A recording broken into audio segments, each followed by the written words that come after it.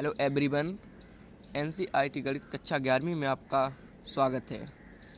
इसी क्रम में आज हम प्रश्नावली 5B का प्रश्न क्रमांक 23वां सॉल्व कर रहे हैं, जिसके हमने पार्ट 2 कंप्लीट कर लिए हैं और आज हम पार्ट तीसरा सॉल्व कर रहे हैं, जो हमें दिया गया है माइनस के आई। पार्ट तीसरा हमें दिया गया है और ऊपर प्रश्न में लिखा है निम्नलिखित का वर्गमूल ज्ञात कीजिए। तो हमें इसका वर्गमूल ज्ञात करना है। तो सबसे पहले आप ये बताइए कि ये माइनस के आई है, ये एक सम्मिश्र संख्या है या नहीं। तो आंसर है इसका, यह सम्मिश्र संख्या है। तो समझ लीजिए कैसे। पहले तो आप ये समझ लीजिए कि सम्मिश्र संख्या की शर्त क्या होती है। तो सम्मिश्र संख्या हमारी a प्लस आई बी के रूप की होती है। कैसी होती है? a प्लस आई बी के रूप की, मतलब जिसका जो a पार्ट होता है ये वास्तविक भाग होता है और जिसमें i साथ में होता है यह काल्पनिक भाग होता है। ये तो आप लोग जानते ही हैं, क्योंकि हम पहले ही अध्ययन कर चुके हैं। क्योंकि इसके बारे में हम लोग पहले ही अध्ययन कर चुके हैं कि ये वाला भाग हमारा वास्तविक भाग होता है जिसमें i नहीं होता है, और जिसमें i होता है वह हमारा काल्पनिक या अधिकल्पित भाग होता है। तो हमारा दिया गया है माइनस के आई, ये हमें दिया गया है। तो हमने क्या कहा था कि यह एक सम्मिश्र संख्या है या नहीं। तो अगर हम इसमें अपने मन से जीरो ऐड कर दें, मतलब जीरो माइनस के आई लिख दें, जैसे ये माइनस के आई है, इसमें हम आगे जीरो और लगा दें, जीरो माइनस के आई। तो अब यह क्या इस पर जीरो से माइनस के आई पर कोई प्रभाव पड़ेगा? तो आंसर नहीं पड़ेगा, क्योंकि जब हम इसका इक्वल मान निकालेंगे बराबर में तो हमें इसका मान माइनस के आई ही आ जाएगा, क्योंकि जीरो में से ये माइनस आई तो माइनस आई आ जाएगा। तो हमें चाहिए थी सम्मिश्र संख्या, तो हमने इसे सम्मिश्र संख्या जीरो माइनस के आई लिख लिया, क्योंकि जीरो से कोई प्रभाव नहीं पड़ेगा। और जीरो एक कैसी संख्या है? तो आंसर है जीरो एक वास्तविक संख्या है, और माइनस के आई यानी कि आई पता ही है हमें कैसी है, काल्पनिक। तो जीरो माइनस के आई, इसे आप सम्मिश्र संख्या a प्लस आई बी या बराबर में a माइनस के आई बी भी लिख सकते हैं, क्योंकि प्लस माइनस से कोई प्रभाव नहीं पड़ता है। इसका मेन पॉइंट यह है कि इसमें पहला भाग वास्तविक होना चाहिए और दूसरा भाग काल्पनिक होना चाहिए। या आप माइनस के आई बी और ये प्लस a ऐसा भी लिख सकते हैं। इसमें ये भी नहीं है कि पहला भाग ही काल्पनिक हो और दूसरा भाग, वो तो एक परिभाषा होती है कि जिसका एक भाग वास्तविक और दूसरा भाग काल्पनिक होता है।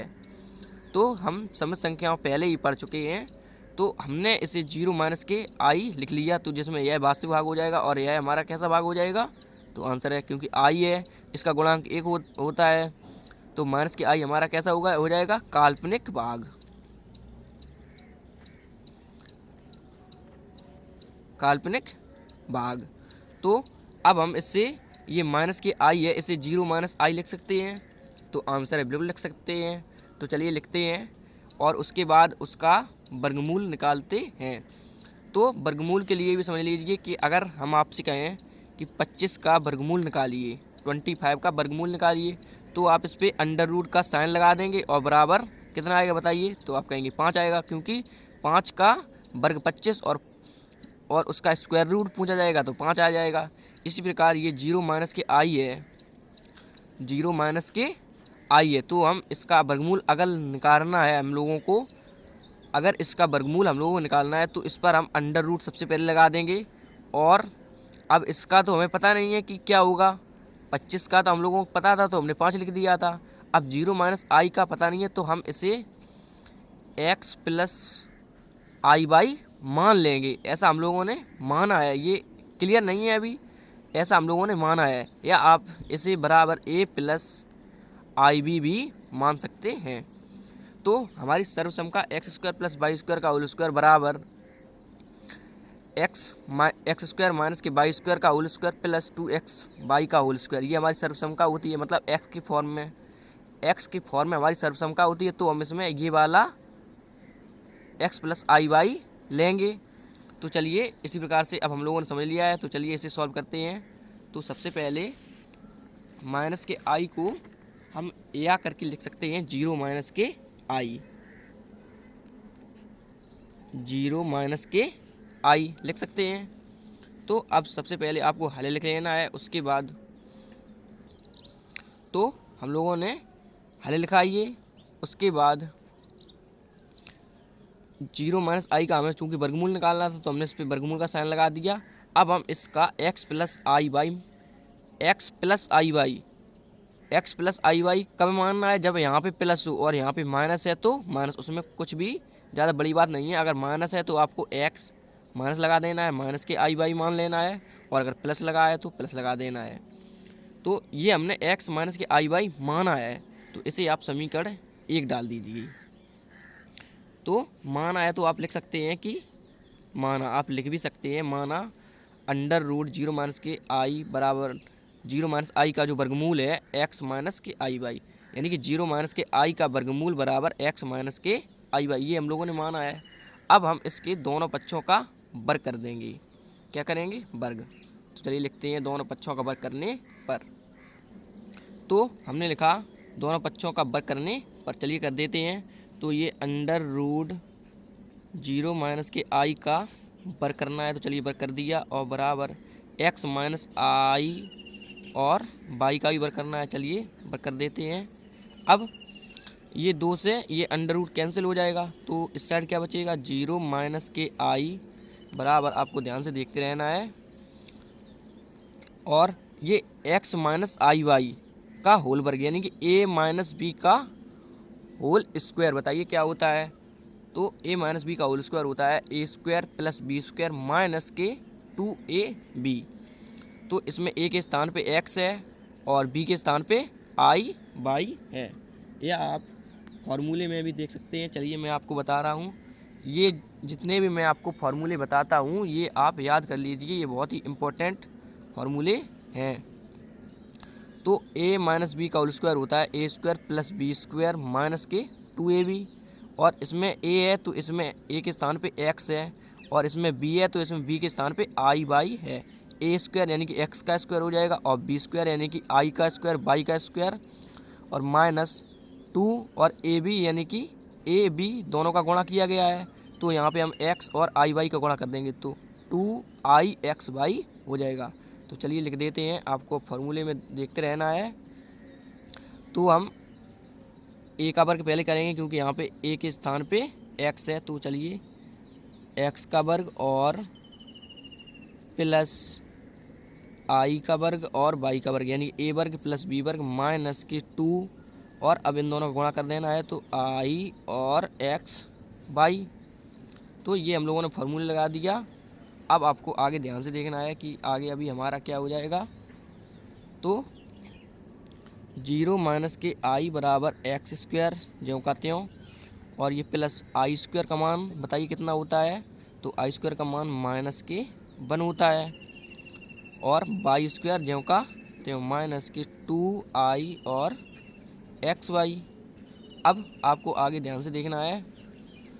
तो जीरो माइनस के आई ज्यों का त्यों बराबर एक्स स्क्वायर, और ये प्लस का अंदर गुणा होगा माइनस में, तो माइनस प्लस माइनस ही हो जाता है, और वाई स्क्वायर का 1 में गुणा करेंगे तो ये वाई स्क्वायर और माइनस के 2i और एक्स वाई। अब हम इसमें देख सकते हैं कि इस साइड हमारा वास्तविक भाग 0 है और काल्पनिक भाग माइनस के आई है, और इस साइड हमारा वास्तविक भाग क्या है? एक्स स्क्वायर माइनस के वाई स्क्वायर, और जिसमें आई साथ में होता है वह हमारा काल्पनिक भाग होता है, और जिसमें आई नहीं होता है वह हमारा वास्तविक भाग होता है। आप फिर से समझ लीजिए कि जिसमें आई साथ में होता है वह हमारा काल्पनिक भाग होता है, और जिसमें आई साथ में नहीं होता है वह हमारा कैसा भाग होता है? तो आप कहेंगे वास्तविक भाग। तो अब हम लिखेंगे वास्तविक भाग बराबर वास्तविक भाग और काल्पनिक भाग बराबर काल्पनिक भाग। तो हम लिख देते हैं दोनों पक्षों की, आप लिख सकते हैं दोनों पक्षों की वास्तविक और काल्पनिक भागों की तुलना करने पर। चलिए लिख देते हैं। तो हमने लिखा दोनों पक्षों के वास्तविक और काल्पनिक भागों की तुलना करने पर, चलिए कर देते हैं। तो वास्तविक भाग सबसे पहले आप देख लीजिए एक्स स्क्वायर माइनस के वाई स्क्वायर, इस साइड क्या है वास्तविक भाग? एक्स स्क्वायर माइनस के वाई स्क्वायर, और इस साइड क्या है? 0। चलिए लिख देते हैं। तो एक्स स्क्वायर माइनस के वाई स्क्वायर बराबर 0। ऊपर हम चूँकि समीकरण 1 पहले ही बना चुके हैं, तो अब इसे हम समीकरण 2 नाम दे देते हैं। अब काल्पनिक भाग बराबर काल्पनिक भाग, तो इसमें क्या है माइनस के 2x/, क्योंकि माइनस आगे लगा हुआ है तो माइनस के 2x/। अब आप सोच रहे होंगे कि इसमें आई भी तो है, लेकिन आई नहीं लिखना है, क्योंकि आई एक संकेत मात्र है, मतलब बताने के लिए कि यह है काल्पनिक भाग है या वास्तविक भाग। चलिए लिख लेते हैं, तो माइनस के 2x/, बराबर, अब इस साइड हमारा क्या हो जाएगा, ये तो हमने माइनस के 2x/, लिख लिया, तो इस साइड अब माइनस जो आई है, आई का गुणा कितना होता है 1, तो 1 के आगे माइनस लगाया तो ये क्या हो जाएगा माइनस के 1। अब माइनस से माइनस ये कैंसिल हो जाएगा, क्योंकि बराबर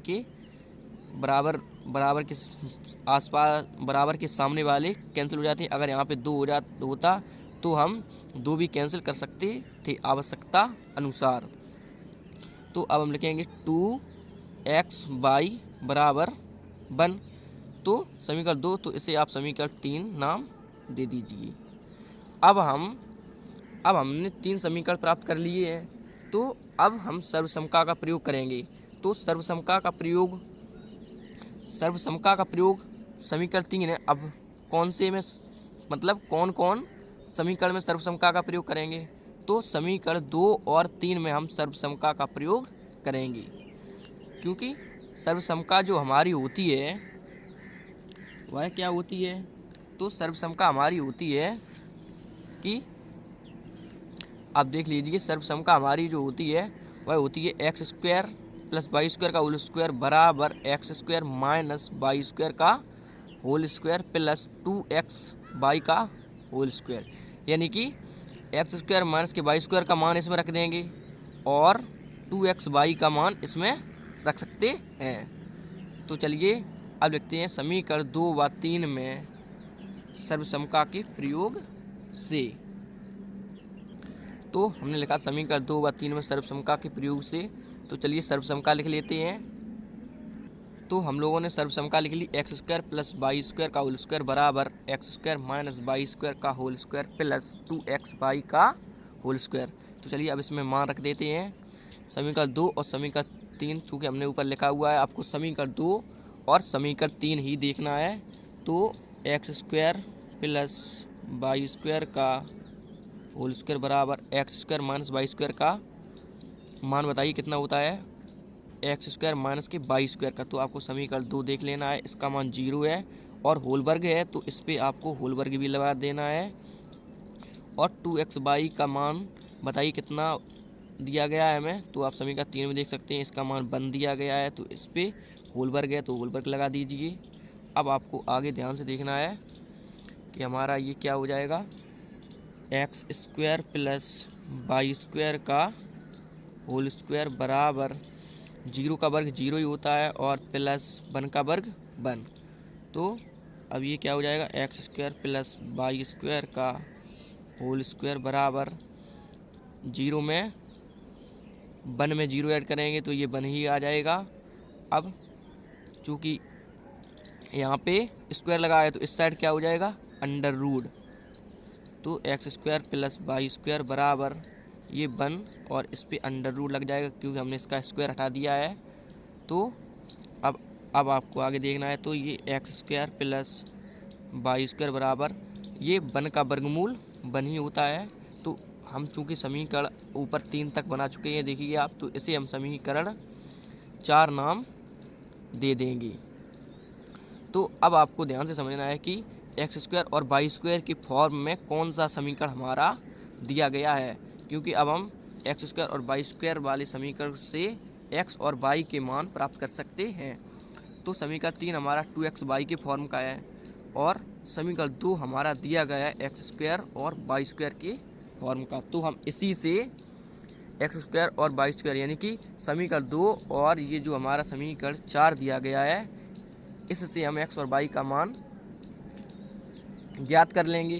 तो चलिए कैसे, तो हम लिखेंगे समीकरण 2 व 4 को हल करने पर आप ये भी समझ लीजिए कि आप यहाँ से जो हमारा ये 2x/y दिया गया था, ये 2 आप बटे में लेके आकर x/y बराबर 1/2 हो जाता और उससे आप ये x बराबर 1/2y हो जाता। तो x का मान आप इस समीकरण में रखकर सॉल्व कर सकते थे तो भी आंसर आ जाता।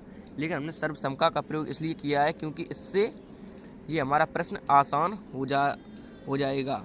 तो अब हम लिखेंगे समीकरण 2 और समीकरण 4 को हल करने पर।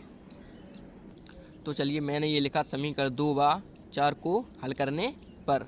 तो समीकरण 2 हमारा एक्स स्क्वायर माइनस के वाई स्क्वायर बराबर 0 था, तो हमने इसे समीकरण 2 नाम दे दिया। और x square plus y square बराबर 1 ये समीकरण 4 था, तो हमने इसे समीकरण 4 डाल दिया। तो अब आपको ध्यान से समझ लेना है कि ये वाई स्क्वायर दोनों कैंसिल हो जाएंगे क्योंकि ये प्लस माइनस के हैं, और ये एक्स स्क्वायर दोनों प्लस के हैं, तो ये जुड़ जाएंगे। तो कितने हो जाएंगे 2x स्क्वायर और बराबर 1 में 0, तो ये 1 ही आ जाएगा। तो एक्स स्क्वायर बराबर ये 1 और ये 2 गुणा में है, तो इस साइड ये बटे में यानी कि भाग में आ जाएगा, तो ये 2 हो जाएगा। अब हम जब इसका x है तो ये इस पे वर्गमूल हो जाएगा, x बराबर प्लस माइनस, क्योंकि हम वर्गमूल ले रहे हैं तो प्लस माइनस का साइन लगा दीजिए, और 1/√2 हो जाएगा, क्योंकि 1 का वर्गमूल 1 ही हो जाएगा और 2 का वर्गमूल √2। तो ये हमने x का मान प्राप्त कर लिया है। अब ये x का मान आप समीकरण 2 में रख सकते हैं, 3 में रख सकते हैं या 4 में, किसी में भी रख सकते हैं। तो हम लिखेंगे x का मान समीकरण हम 2 में रख दे रहे हैं, समीकरण 2 में रखने पर। तो ये हमने लिखा x का मान समीकरण 2 में रखने पर, ये हमने समीकरण 2 लिख लिया है, एक्स स्क्वायर माइनस के वाई स्क्वायर बराबर 0। अब आपको इसमें x का मान यानी कि x का मान रख देना है। तो x का मान आप ऊपर देख सकते हैं कि प्लस माइनस 1/√2। जब हम इसका वर्ग करेंगे, क्योंकि यहाँ पे वर्ग करना है, तो जब हम इसका वर्ग करेंगे तो आप आगे समझ लीजिए कि ये प्लस माइनस और 1/√2 ये हमने x का मान लिख दिया। अब x का मान लिख दिया, अब इस पर वर्ग लगाया तो आपको पूरे पे वर्ग लगा देना है, और माइनस के वाई स्क्वायर बराबर 0। अब आपको आगे ध्यान से देखना है कि जब हम इसका वर्ग करेंगे तो हमें ये 1 बट्टे यानी कि 1 का वर्ग 1 हो जाएगा, और √2 का वर्ग कितना होगा तो 2 हो जाएगा, क्योंकि √2 को हम 2 बार लिखेंगे, √2 गुणित √2, तो इसमें से 1 2 बाहर आ जाएगा, और माइनस के वाई स्क्वायर और बराबर 0।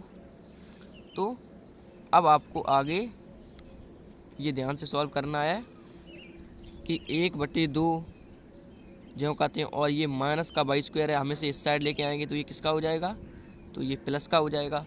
अब आप इसे पलट के एक बार लिख दीजिए, वाई स्क्वायर बराबर 1/2। तो अब हमें इसका वर्गमूल ले लेना है, तो क्या हो जाएगा, वाई बराबर इस साइड वर्गमूल लेना है, तो ये प्लस माइनस 1/√2 हो जाएगा, क्योंकि 1 का वर्गमूल 1 और 2 का वर्गमूल, क्योंकि वर्गमूल का साइन इस पे लग जाएगा, तो 2 का वर्गमूल √2 हो जाएगा। तो अब हमने x और y के मान प्राप्त कर लिए हैं। अब x और y के मान हम समीकरण 1 में रख देते हैं। चलिए, तो आप थोड़ा समझ लीजिए कि ये √0 माइनस का आई हमें मतलब 0 माइनस के आई का वर्गमूल ज्ञात करना था, तो हमने x माइनस आई वाई माना था, तो हम इसमें x और y के मान रख देंगे तो हमें बिल्कुल सही मान प्राप्त हो जाएगा। अभी तो ये माने हुए थे x और y, ये हमने माना हुआ था, x माइनस आई वाई ये माना हुआ था, चूँकि ऊपर लिखा था हम लोगों ने माना है। तो अब हम इसमें x और y के मान रख देते हैं। चलिए लिखते हैं x और y के मान समीकरण 1 में रखने पर। तो हम लोगों ने क्या किया, x और y के मान समीकरण 1 में रख देते हैं। तो √0 माइनस के आई हम लोगों ने ये लिख लिया। x और y का मान समीकरण 1 में रखने पर अब √0 माइनस के आई बराबर x माइनस के आई वाई, ये समीकरण 1 है, तो इसे आप समीकरण 1 नाम दे दीजिए। अब हम इसमें x और y के मान रख देते हैं। तो √0 माइनस के आई जो कहते हैं बराबर x का मान बताइए कितना है, तो ऊपर आप देख सकते हैं x का मान हमारा दिया गया है, कितना दिया गया है, प्लस माइनस 1/√2। चलिए लिख देते हैं प्लस माइनस 1/√2 ये अंडर रूट भी लगाना है आपको, और माइनस के आई ज्यों का त्यों, और ये आई बाई दोनों गुणा में है तो इसे हम ब्रैकेट में लिख देते हैं। बाई का मान बताइए कितना है, बाई के स्थान पे बाई का मान रखना है। ये माइनस के आई हम इसमें था तो हमने ज्यों का त्यों लिख दिया, और अब बाई के स्थान पे आपको कितना रखना है, प्लस माइनस 1/√2, प्लस माइनस 1/√2 लिख देना है। अब आपको आगे ध्यान से देखना है कि 0 माइनस के आई बराबर, इसमें से अब आपको ये माइनस लगा है तो इसमें से हम कॉमन ले सकते हैं। देखिए कॉमन क्या हो जाएगा इसमें से, तो प्लस माइनस, माइनस के इस साइड भी है और इस साइड भी है, तो हम इसमें से सबसे पहले प्लस माइनस कॉमन ले लेते हैं।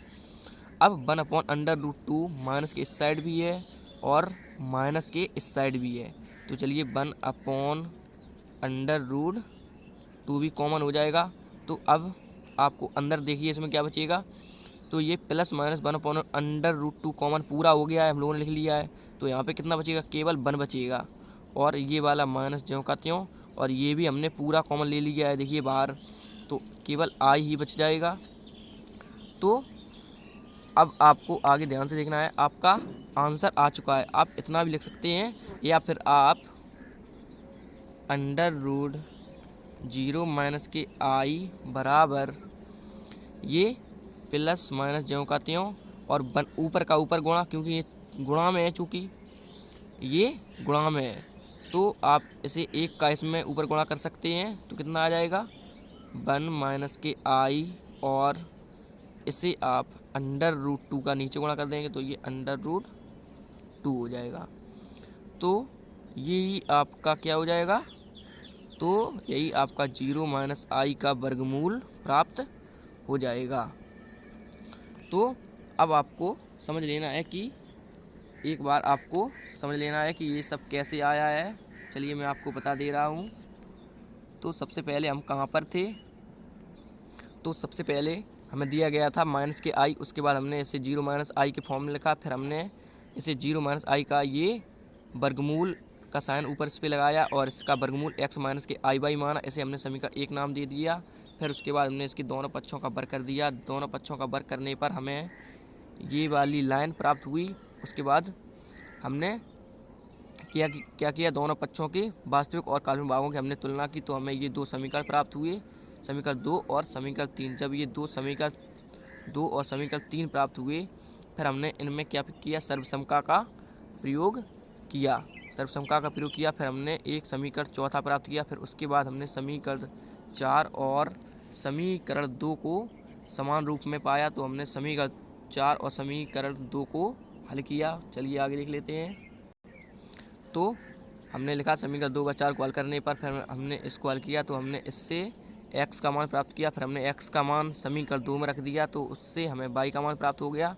जब हमने x और y के मान प्राप्त कर लिए, फिर हमने इन्हें समीकरण 1 में रख दिया, जिससे हमारा ये मान हमें प्राप्त हो गया। तो यही हमारा क्या हो जाएगा, तो यही हमारा आंसर हो जाएगा।